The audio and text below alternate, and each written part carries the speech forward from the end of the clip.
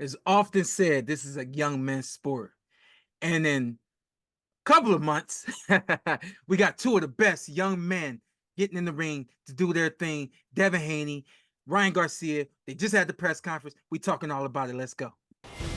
You heard it from Showtime. Shawn Porter, April 20th. It's going down. Devin Haney is defending his WBC Super Lightweight Championship against Ryan Garcia. You can check that out on DAZN. They just had their first press conference yesterday in New York. They've got another one coming up in LA, I believe, on Thursday. We're going to talk about that press. We're going to talk about that fight. I'm George Jakovic alongside champion Shawn Porter, Chris Algieri, Paulie Malignaggi. Guys, I don't know about you, but it is good to be talking about an actual fight. Not an alleged fight, not a rumored fight, but a fight. Like we said, they had their first press conference yesterday. Here's some of the best clips from that presser. Take a look. We know that, Ryan does not want the fight to be here. Behind closed doors, he's tricking the people. He's doing anything that he can to make the fight go to Vegas on a later date. But the fight needs to happen on April 20th at the Barclays here in New York. If it's NYC, it's NYC. I'm gonna get to him here at the Barclays April 20th. So be it. Let God's will be done, not mine. So I'm straight up. If he wants, we'll fight April 20th. I'm gonna destroy you anyways. April 20th, May 4th. You could pick a date tomorrow, right now. Like, it doesn't matter, bro. Anytime. Listen, we seen Ryan quit before. We seen him take a knee before and quit. And on April 20th, it won't be no different. He's gonna get his ass whooped. Listen, and he know he don't. He know he don't have the skills. He don't have the IQ. Listen, he don't have the heart. We seen him quit. Don't use that tank line again, please. We seen you take a knee. And on April 20th, it won't be no different. When it gets hot, you quit. You hugged the whole round. There was a whole round you were just holding. That's crazy. Listen, have I ever quit like you did? Okay. Are stamped all over it, and I believe it will be. Bernard, you want to squash the beef? For real? We don't have no beef. Okay, there we go then. We don't have no beef. There we go. Well, that was a beautiful moment at the end of that, boy. And this is deep waters. We're going deep. What was that? Was that out of nowhere? Did he do that out of nowhere? Yeah. Well, he did. Bernard was talking, and Ryan just went up to him and just squashed their alleged beef. But he did that out of nowhere. Like we're having a press conference, and he just took it to the. There's no beef. Well, just to rewind just a little bit, Devin kept trying to interrupt Bernard and even reached over and like tugged Bernard. I don't know if he tugged his coat or anything like that, but really, and we know Bernard gets long-winded, but I didn't really feel like I feel like he was getting to his point, but I didn't feel like he was there yet. And then Ryan, which usually happens. And then Ryan just jumps up, and it was like, it's my turn. I once had a fighter meeting with my days for one of the fights Bernard did. I forgot which fight it was. I was the fighter meetings we had before one of their fights. And Bernard, we asked one question, and Bernard talked for 45 minutes straight. No more question. 45 minutes straight. Well, that's the MO. That's Bernard's MO. But let's jump right in because Tim Richardson was falling asleep. Shawn, the main thing that we're going to be hearing about in the months leading up to this is Haney's going to call Garcia a quitter. Everyone knows what happened in the tank fight. Fighters were saying that he quit. So that was what Haney is attacking Garcia with. What about that label, Garcia being a quitter? Hey, listen, I actually want to go a different way. It seemed like they're arguing about or pointing out the fact that Ryan does not want to fight New York. And I'm like, all right, cool, whatever. Chris said it off air, hey, you got taxes in New York. You don't have taxes in Las Vegas. To us, it makes sense. We understand that part of the business. But then they also mentioned a different date. And so while George, you're just happy to be talking about a fight that's not allegedly happening, I kind of feel like the date is alleged at this point. Ryan said it. Ryan said May 4th. He said April 20th, May 4th. That's Ryan saying that. It's signed right now. I mean, it's April 20th at Barclays. It can't be May 4th. It's set. Carlos' date is May 4th. Yeah. So, all right. So you're talking. Well, what about the quitter thing though? Because that's all Haney's going to be talking about. Yeah, that's all he's going to be talking about. I think that Ryan, you should have the moment you got up off of the canvas and made your way to the back room, you should already know. Like you should have You should be walking with your head down like this. All anybody gonna talk about is me quit. This all like you should have already like crossed that bridge a long time ago. When the rev hit 10. Yeah, the what this should be just rolling off of your back at this point, because you understand that this is something that you basically set yourself up for. You should also know what Devin Haney and Bill, what their protocol is when it comes to promoting a fight and pushing the buttons of their opponents. They're gonna find that one button and they're gonna just do this with that button. So to me, it should just roll off of his back. If it doesn't, that's signs of weakness to me mentally. I'm actually surprised that Haney went that route. I thought he was going to take more a page out of the Floyd Mayweather book, where he was going to talk his opponent up, talk him up, not mention that he was a quitter, not mention that, because Floyd was great at that. He would make sure everybody he was fighting was the best fighter in the world. So when he beat them, he'd look that much better. But now Haney's doing a different kind of thing. He's trying to get under his skin. He's going for low-hanging fruit. I'm kind of surprised they went that route, because everybody's going to talk about that anyway, like you said, Shawn. But yeah, I mean, because listen, if he quits again, it doesn't look as spectacular that Haney was able to do it. If Haney goes out there and be like, this is the most dangerous guy around, that left hook, he's fast, he's this, he's that, and then he demolishes him, it looks that much more impressive. But then you're ridiculous if you're lying too, though. I mean, he's coming off of that. like we don't lie when we're at press conferences and fighter meetings. Come on, man. I think this one might be a little bit different too, because they do have the history in the amateur. So it's like you kind of want to fight the guy even in the press conference and the interviews, because you just want everybody to know how bad he is and everything that you know from childhood and all these other things. He wants to beat him in every way. Yeah. But the other part about that too is we got to know this about the Haneys. They're not like Mayweather. They like to poke the bear, and that's kind of how their thing. They have the old school rhyme approach, which is it's innovative. It's refreshing to see that. Haven't seen that in a long time, and they like making fun of things before they get the job done. Well, Paulie, Chris called it low-hanging fruit, but Paulie, when a fighter's called a quitter, that's pretty harsh. It doesn't get much worse than that. Well, personally, I think there's an approach. My personal approach, if I'm in the circumstances of both of these guys, here's how I would look at it. If I'm Ryan Garcia, I would be thinking of guys who have overcome the quitter moniker in the past. I would be looking at guys like Vladimir Klitschko and Vitaly Klitschko, for example, who were at one time labeled as quitters, but then became terrific world champions. World champions that have had a lot of respect in the business and in the sport, and people look back on as having been top level, top quality champions, not just fighters.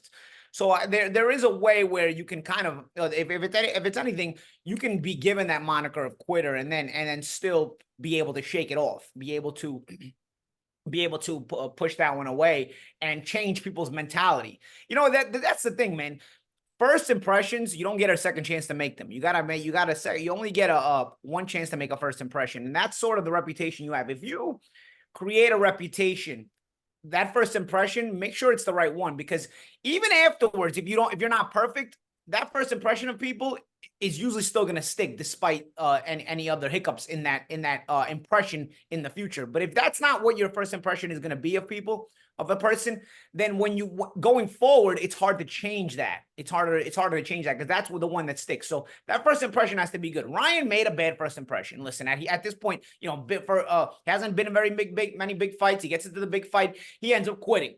He's not the first guy. Like I said, the Klitschkos went through this earlier in their careers too, and then they were able to overcome it. It takes a lot more of a body of work. I know my last career fight, I got stopped with a body shot. You know what I mean? And you know what? I probably at the end could have maybe even beaten the count. I'll be honest with you. You know what I mean? But I was just mentally checked out of the whole thing, and that's why I retired after the fight. I'll be like, you know what? That's it. This is not for me anymore. I didn't get the label of quitter because I had already substantiated my heart earlier in my career, especially with that Cotto fight. That was people's first impressions.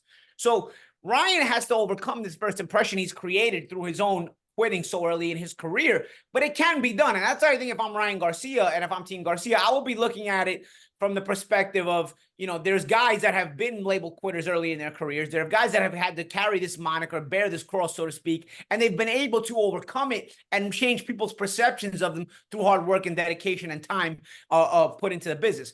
On the other side, how would I look at it if I'm Devin Haney? I probably would have had the DJ play on Bended Knee by Boys to Men.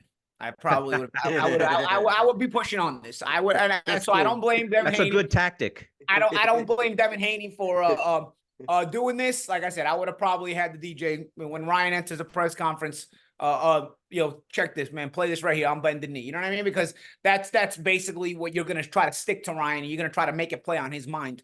So I think there's a play here for both guys. I think they promoted the fight well for the first press conference. I think it'll continue in LA. Maybe we will hear on Bend the Knee in LA. Who knows? But either way, regardless, I think there's a path here to promoting this fight very well for both guys, and there's a path to keeping the winning mentality here for both guys. Yeah, and don't forget, you talk about guys overcoming. Roberto Duran quit in a fight with Sugar Ray Leonard. Yeah. He overcame it. He became a champion. But he had already that world championship at lightweight, so it wasn't a first impression, but nonetheless, yes, he had to overcome. Yeah, that. but this is boxing. It's what have you done for me lately? And I agree with you that first impressions matter, but only the bad first impressions stick with you. Good ones, they need to be proven time and time again. It's what have you done for me lately? If you came out the gate and you had this great career and you had these big fights where you were the man, you step up. That very first time you quit, man, that never leaves you. And even if Ryan goes out there and beats Haney, the next guy is going to bring up the tank fight still. It's those kind of negative press remarks that those impressions you make never go away. Boxing is tough, man. It's very unforgiving. You've got to be the man all the time, because if there's any negative around your valor or your heart, that's always going to come back to haunt you. And Ryan is going to have an uphill battle from now on because of that. But I think in my experience, I had that Cotto fight where I broke my elbow bone. And it wasn't a negative first impression. People had that impression of me like, oh, I do anything but quit. And that kind of stuck with me, I felt like, more than it should have. Because, for example, anytime somebody ends up stopping for an orbit bone break, like a Kell Brook fight or the Billy Joe Saunders fight, when I get everybody messaging me, oh, man, you didn't quit, this and that.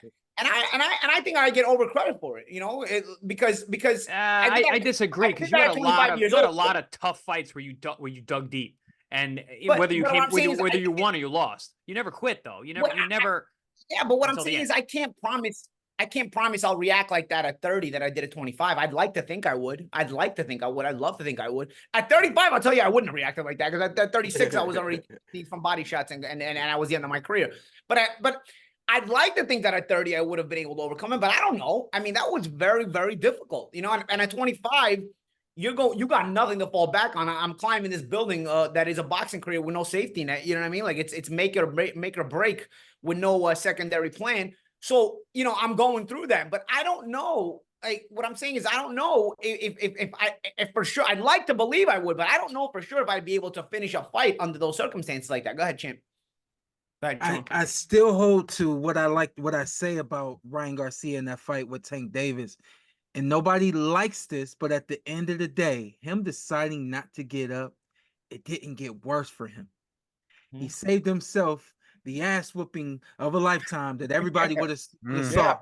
He saved himself some punishment that he could possibly have suffered that would last with them. That's the thing that people they never take into consideration. Every time you get into the ring, you don't leave the ring the same.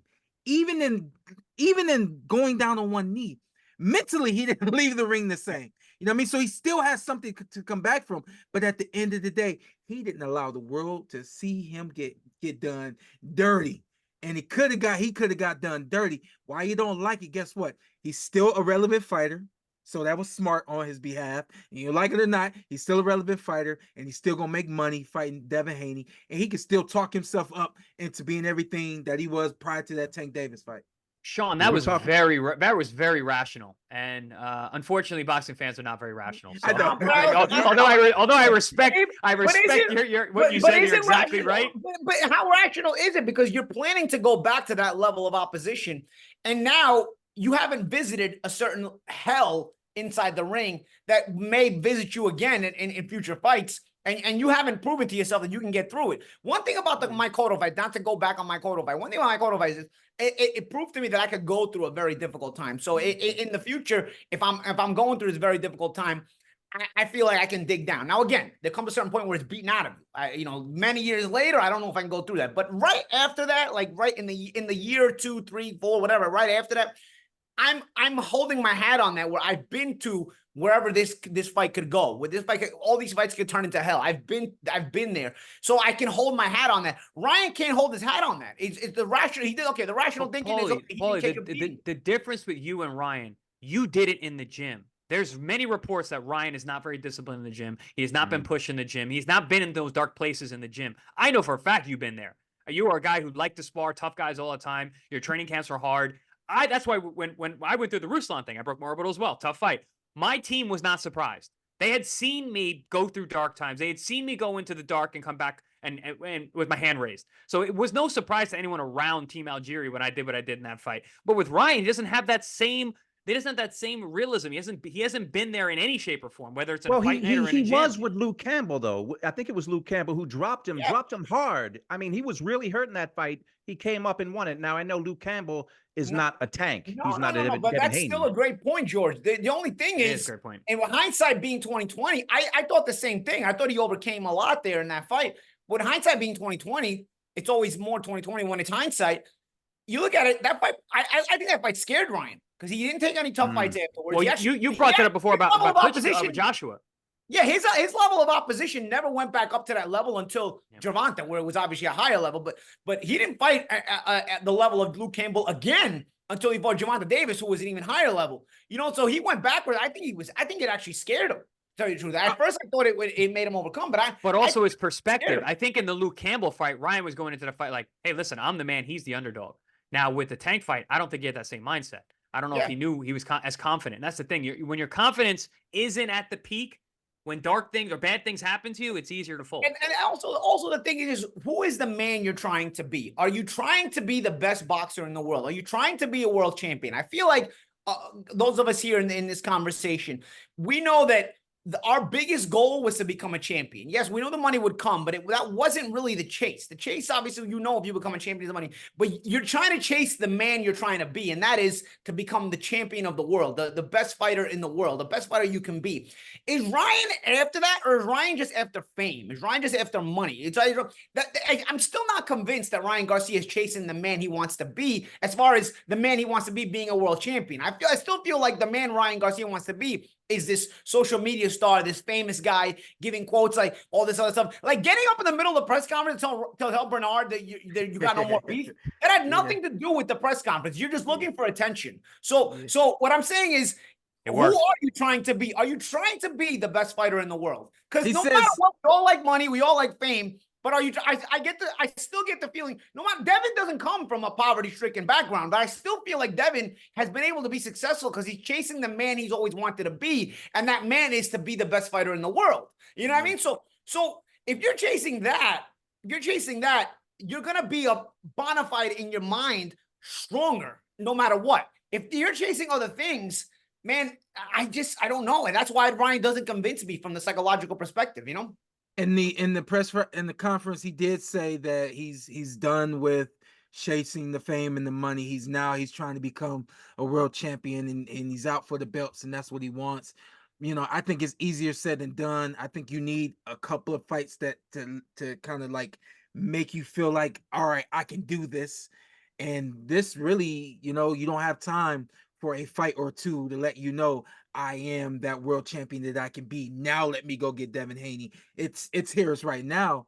But the thing that I'm thinking about here is the fact that, like, to your point, like you said, like, why would you stand up in the middle of a press conference and ask Bernard if the beef is squashed? I really think that he knows how to control a room, and he knows how to keep the attention on him. But the thing that, when you talk about the confidence that I like about this fight, is the fact that they have amateur history. Yeah. When there's amateur history, it gives you this confidence that other people may not expect you to have. And that's what I said about the Tank Davis fight. He didn't have any experiences to base anything on. He had the talk that I talk and the talk that he talked, but also everything that this man has done, Tank Davis, everybody he's knocked out. When that moment happens in the ring, he goes down on one knee and he doesn't get up. It is what it is. I personally think that if that happens again, it's like he's ready to face what he didn't face before. I don't think he's gonna quit ever again. I think that he knows that's the worst thing he could do as a fighter is quit. In the moment, it's a little easier to just make this decision and deal with it later. I think number one, if he gets into the dark waters in this one, I don't think he's gonna quit. And then number two, I got a feeling that there's some confidence that he's gonna be able to pull on from their experiences to help him not only through, but to help him operate himself. So I think it's gonna be a better fight than people expect it to be. Well, we're talking Haney Garcia, but want to remind people March 13th is the next ProBox Wednesday night fight card. It always goes down every other Wednesday. Let's take a look. Wednesday night fights. On the next Wednesday night fights, March 13th, join us for the main event. Radovoje Hot Rod Kalajdzic steps into the ring with the Cuban Sullivan Barrera. Live from the ProBox Event Center in Plant City. Get your tickets at ProBoxTV.com or take your chances at the door. Wednesday night fights.